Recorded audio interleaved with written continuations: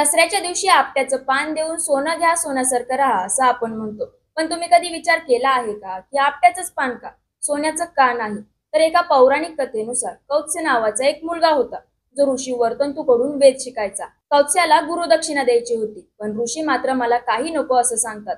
कौत्स्याने केलेल्या आग्रहानंतर त्यांनी 14 कोटी सुवर्ण मुद्रा आणून दे असं सांगितलं. त्यानंतर कौत्स्य गेला राजा रघुराजांकडे, पण तेव्हा रघुराजांकडेही तेवढे पैसे नव्हते. कौत्स्याची मागणी पूर्ण करण्यासाठी राजाने साक्षात कुबेर देवाला मदत मागितली. राजाची विनंती मान्य करून कुबेर देवाने तेव्हा सोन्याचा पाऊस पाडला. राजाने त्या सर्व सुवर्ण मुद्रा कौत्स्याला दिल्या.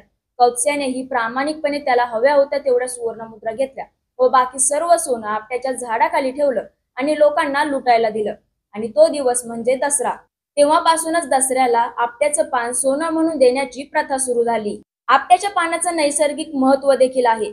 रक्तातील ग्लुकोज, पित्त आणि थायरॉइड संतुलित ठेवण्याचं काम आपट्याची पानं करतात. आपट्याचं झाड हे महावृक्ष आहे जे सर्व महादोष दूर करते.